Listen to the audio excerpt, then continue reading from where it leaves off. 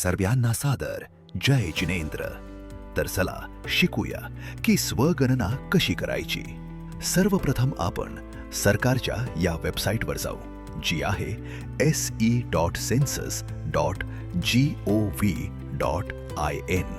जेव्हा आपण यावर जाता तेव्हा भारत सरकारचे जनगणना पेज आपल्यासमोर उघडते, जे पहिल्या टप्प्यासाठी म्हणजेच घर नोंदणीसाठी सुरू झाले आहे. जेव्हा आपण हे उघडता तेव्हा सर्वप्रथम आपल्याला आपले राज्य निवडायचे आहे. लक्षात ठेवा, ज्या राज्यात स्वगणना सुरू असेल केवळ त्याच राज्यातील लोक नोंदणी करू शकतील. इथे एक साधा कॅप्चा येतो जो आपल्याला भरायचा आहे आणि लक्षात ठेवा, एका घराने एकच फॉर्म भरायचा आहे. व्हेरीफाय करून पुढे जा. मग आपल्याला एक वेलकम पेज येईल, जिथे आपल्याला सांगितले जाते की आपण घर सूचीकरणाचे स्वगणना पोर्टल पाहत आहोत. अगदी कमी वेळात आपण हा फॉर्म भरू शकाल आणि नंतर मिळणारी स्वगणना ID जपून ठेवायची आहे. ओके करून पुढे जा आणि तुमचे पहिले पेज येईल. इथे सर्वप्रथम कुटुंब प्रमुखाचे नाव लिहायचे आहे, जसे इथे सांगितले आहे. कुटुंब प्रमुखाचे नाव अत्यंत काळजीपूर्वक लिहायचे आहे, कारण ते नंतर बदलता येणार नाही. तर इथे काळजीपूर्वक प्रथम कुटुंब प्रमुखाचे नाव लिहा. जसे आम्ही इथे अमित जैन टाकले. फोन नंबर टाका, आपला ईमेल ID सांगा आणि व्हेरीफाय करण्यासाठी पुढे जा. त्यानंतर आपल्याला एक OTP पाठवला जाईल. तो OTP आपल्याला टाकायचा आहे.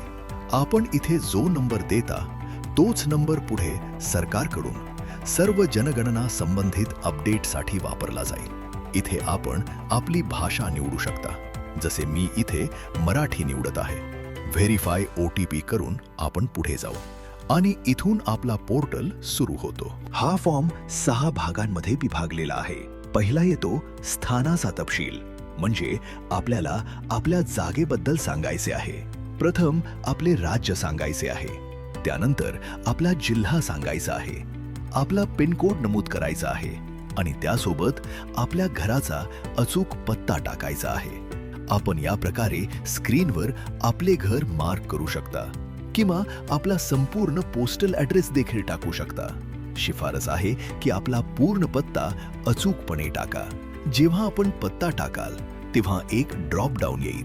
आपण आपला पत्ता निवडू शकता. लोकेशन व्हेरीफाय करा की ते बरोबर आहे का.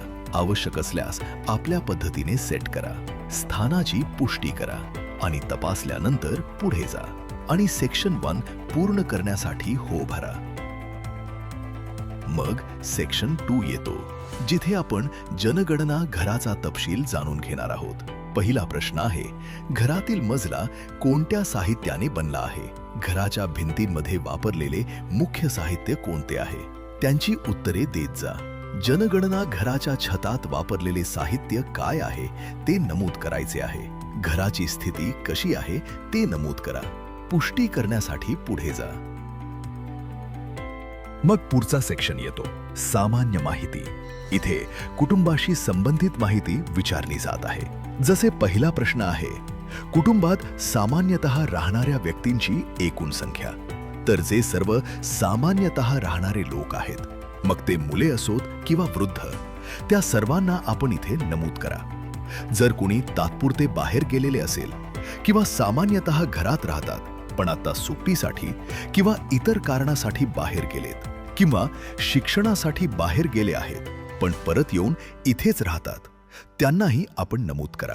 तसेच कुटुंब प्रमुखाचे नाव, जे आपण आधी टाकले होते ते आपल्याला दिसेल. कुटुंब प्रमुखाचे नाव निवडलेल्या भाषेत लिहायचे आहे. आपण मराठी निवडल्यामुळे मराठीत लिहू. कुटुंब प्रमुखाचे लिंग सांगायचे आहे. त्यानंतर हा वर्गाचा प्रश्न येतो, जिथे 3 पर्याय दिले आहेत. पहिला आहे अनुसूचित जाती, अनुसूचित जमाती आणि इतर. जे जैन आहेत ते अनुसूचित जमाती असू शकतात आणि इतर असू शकतात. तर आपल्याला स्वतःच्या परिस्थितीनुसार मार्क करायचे आहे. मग घराच्या मालकीची स्थिती काय आहे, की हे आपले स्वतःचे घर आहे, भाड्याचे घर आहे किंवा एखादे मंदिर किंवा असे स्थान आहे जे भाड्याचे किंवा स्वतःचे नाही पण तिथे राहता. अशा प्रकारे मार्क करून पुढे जाऊ शकता. त्या घरात किती खोल्या आहेत ते सांगाल. या कुटुंबात राहणाऱ्या विवाहित दाम्पत्यांची संख्या किती आहे ते सांगाल. आणि पुष्टी करून आपण पुढच्या सेक्शनला जाऊ. तर आपण पाहू शकत आहात किती साधा आणि किती जलद फॉर्म आहे. तर आपल्या कुटुंबाला, नातेवाईकांना, समाजातील सर्व लोकांना प्रेरित करा की त्यांनीही हा फॉर्म नक्की भरावा. मग आपला पुढचा सेक्शन येतो सुविधांवर. म्हणजे कुटुंबासाठी कोणत्या सुविधा उपलब्ध आहेत. जसे पिण्याच्या पाण्याचे मुख्य स्रोत इथे काय आहे, पिण्याच्या पाण्याच्या स्रोताची उपलब्धता कशी आहे, प्रकाशाचे मुख्य स्रोत काय आहे, शौचालयाच्या सुलभतेबद्दल सांगायचे आहे, शौचालयाचा प्रकार सांगायचा आहे. बरेच पर्याय दिले आहेत, आपण एक निवडू शकता.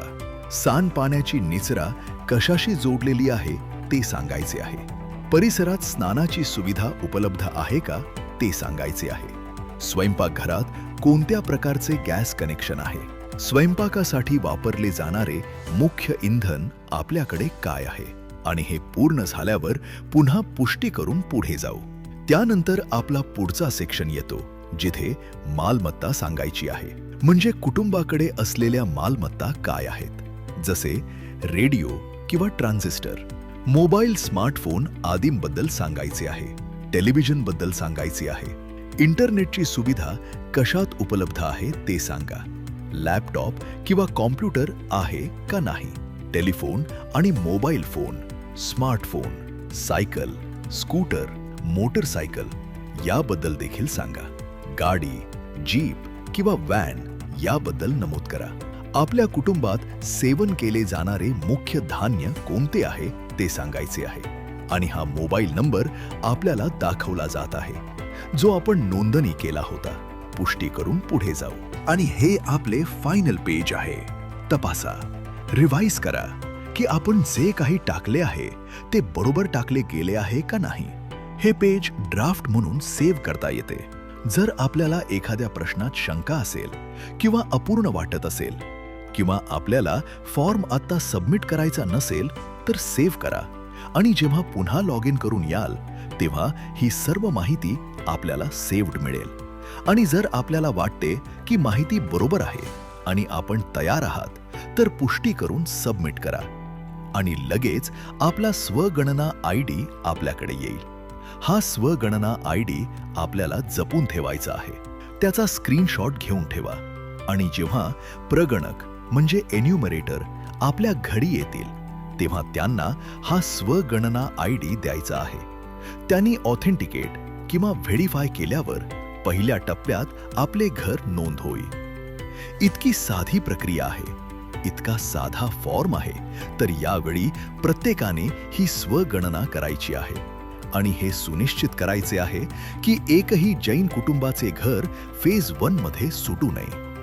जर आपल्याला स्वगणना करायची असेल किंवा जनगणनेशी संबंधित इतर कोणतीही मदत हवी असेल तर आपण आत्ताच व्हॉट्सॲप करू शकता 92898110008 वर. Let every Jain count. हर जैन की सही गिनती.